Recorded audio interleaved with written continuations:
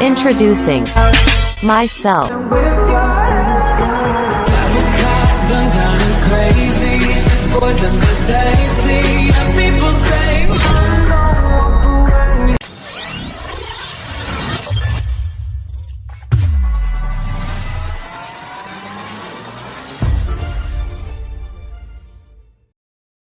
Assalamualaikum warahmatullahi wabarakatuh.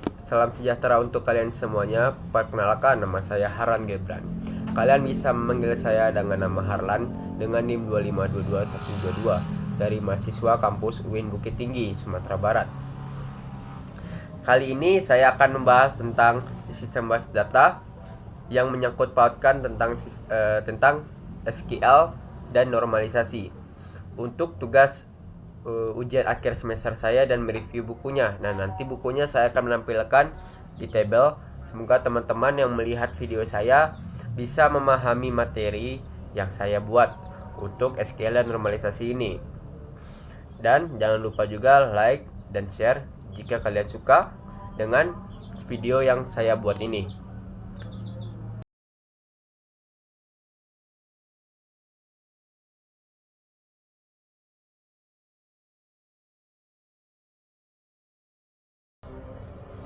Oke, materi pembahasan sistem basis data, bahasa pemrograman SQL dan normalisasi. Saya akan selamat datang kepada teman-teman terlebih dahulu. Hari ini kita akan membahas tentang sistem basis data, yaitu sistem basis data, bahasa pemrograman SQL dan normalisasi. Ini ada topik yang sangat penting dalam dunia teknologi informasi. Jadi, mari kita mulai. Yang di pendahuluan terlebih dahulu, yaitu kita akan memulai dengan memahami apa itu sistem basis data. Apa sih sistem basis data itu? Jadi sistem basis data adalah kumpulan data yang terorganisir dengan baik dan disimpan secara elektronik. Tujuannya yaitu dari sistem basis data adalah menyimpan, mengelola, dan mengakses data dengan efisien. Ini membantu kita menyimpan dan mengelola informasi dengan lebih mudah dan terstruktur. Nah, yang dari sistem basis data kita lihat dari komponen-komponen utamanya dalam sistem basis data itu. Yang pertama, kita memiliki entitas yang merupakan objek nyata atau konsep dalam dunia nyata yang ingin kita simpan datanya.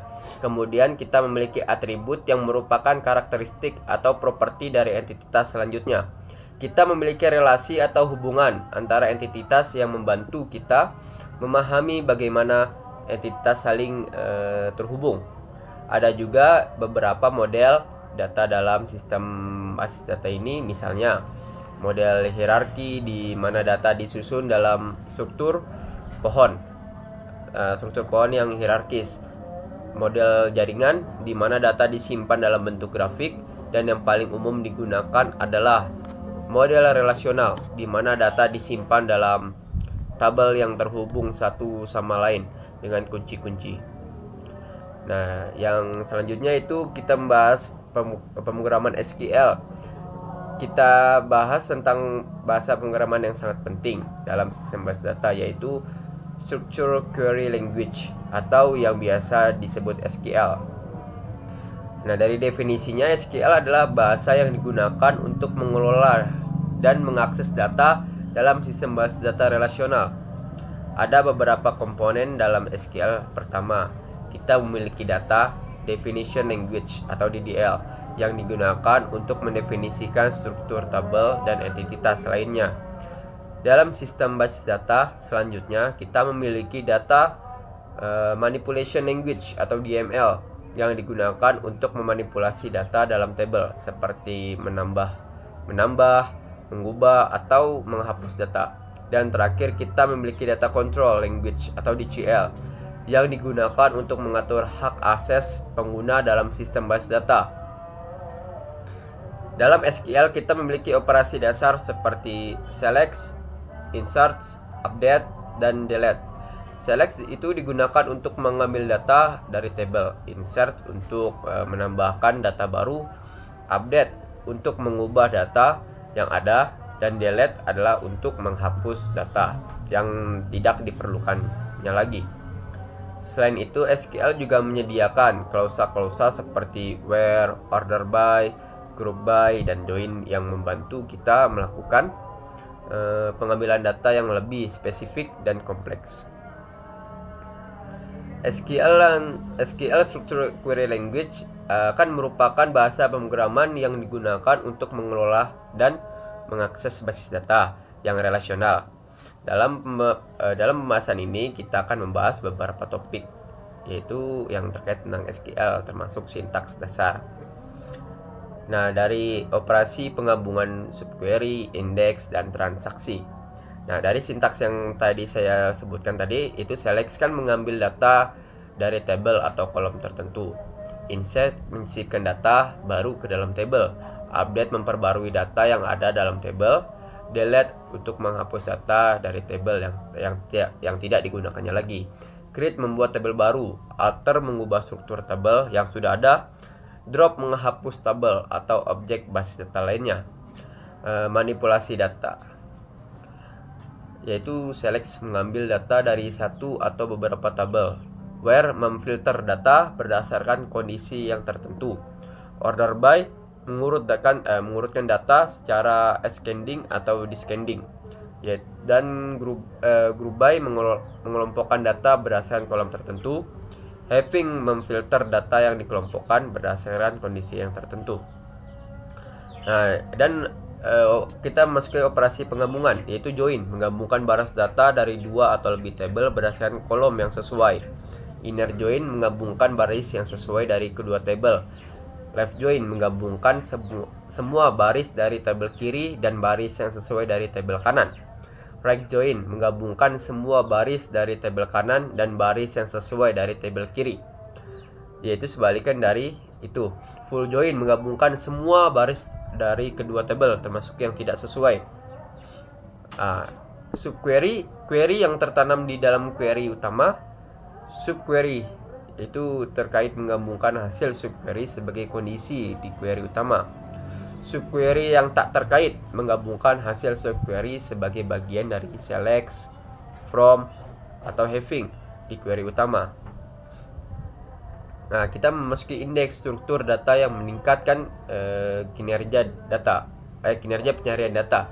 Indeks pada kolom tunggal, membuat indeks pada satu kolom, indeks pada beberapa kolom, membuat indeks gabungan dari beberapa kolom.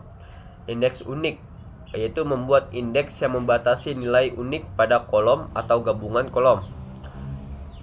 Dan indeks cluster, mengurutkan fisik data pada disk sesuai dengan urutan indeks. Dan kita masuk ke transaksi, yaitu sekumpulan perintah SQL yang harus dieksekusi secara atomik. Commit itu menyimpan perubahan yang dilakukan dalam transaksi. Rollback membatalkan perubahan yang dilakukan dalam transaksi. Save point menandai titik tertentu dalam transaksi yang dapat digunakan untuk membatalkan perubahan yang tertentu.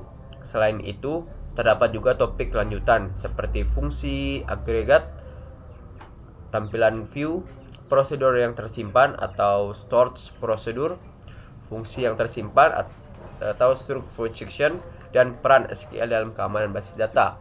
Namun materi di atas memberikan gambaran umum tentang SQL.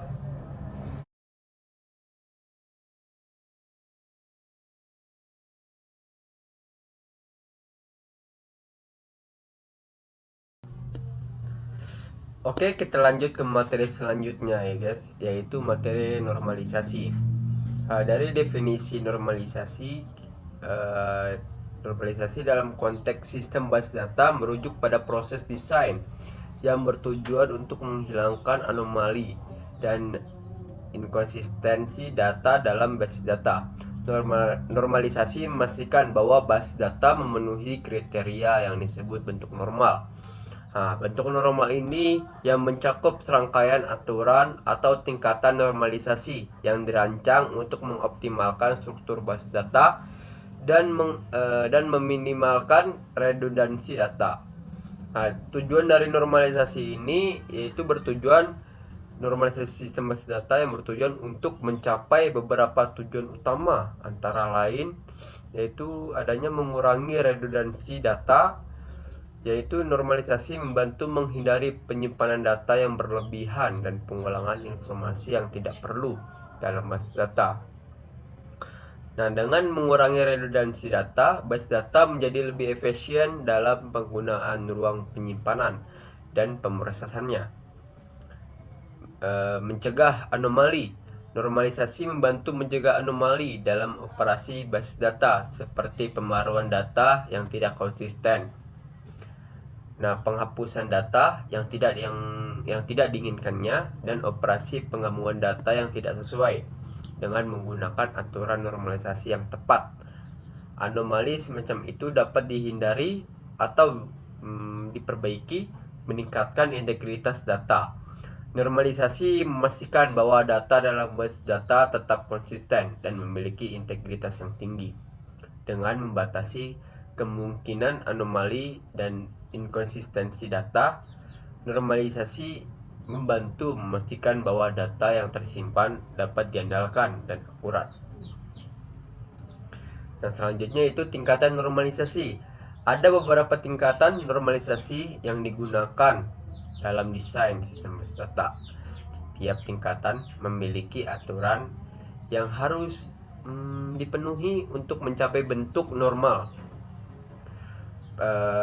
Ini adalah berikut beberapa tingkatan normalisasi yang umum digunakan.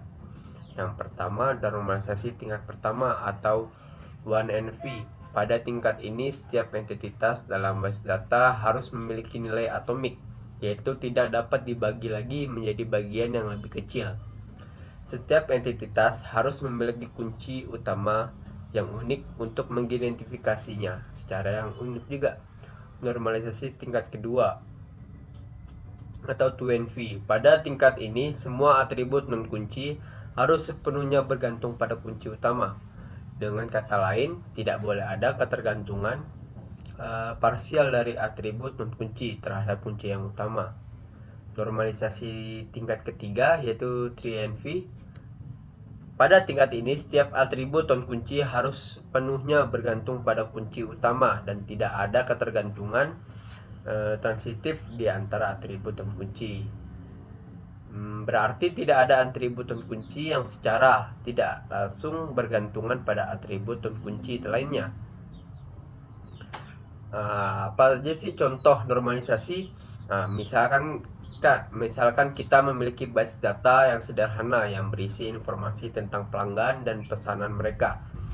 Basis data ini memiliki tabel pelanggan dengan atribut seperti ID pelanggan, nama pelanggan, alamat dan tabel pesanan dengan atribut seperti ID pesanan, ID pesanan, ID pelanggan, nama produk dan jumlah lain.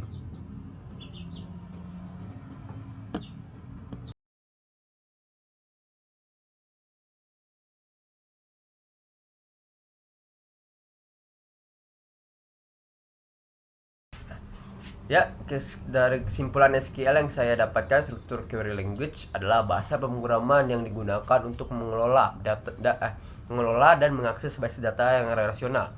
Dalam kesimpulan ini dapat disimpulkan bahwa SQL merupakan alat yang sangat penting dan kuat dalam pengelola basis data. Dengan menggunakan SQL, pengguna dapat membuat, mengubah, dan menghapus data dalam tabel basis data, serta melakukan query kompleks untuk mengambil informasi yang dibutuhkan. SQL juga memungkinkan untuk menggabungkan data dari beberapa tabel, melakukan pengurutan dan pengelompokan data, serta menerapkan berbagai fungsi matematika dan logika untuk memanipulasi data. Kesimpulan normalisasi adalah proses perancangan basis data yang relasional yang bertujuan untuk mengurangi redundansi dan anomali data serta meningkatkan integritas data. Dalam kesimpulan ini dapat disimpulkan bahwa normalisasi merupakan langkah yang sangat penting dalam perancangan basis data yang efisien dan terstruktur pastinya.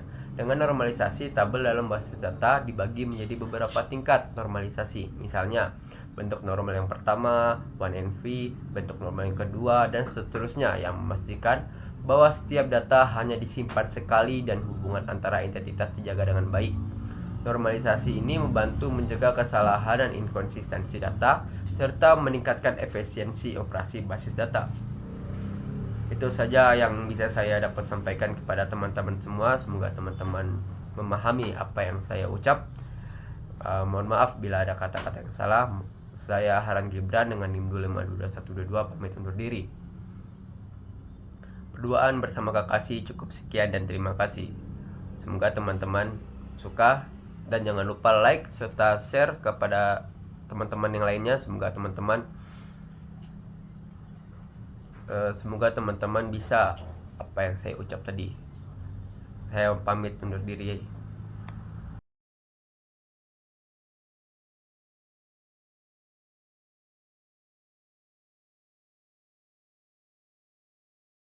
Baik, sampai di situ saja materi yang dapat saya sampaikan. Semoga apa yang teman-teman melihat dan mendengarkan, semoga bisa mengerti apa ucapan dari saya. Di dalam video ini saya ucapkan mohon maaf sebesar-besarnya jika ada salah kata dan ucapan atau tidak mengerti dalam pemahaman yang saya ucap tadi. Saya Haran Gibran dengan NIM 2522122 pamit undur diri. Berduaan bersama Kakashi cukup sekian dan terima kasih.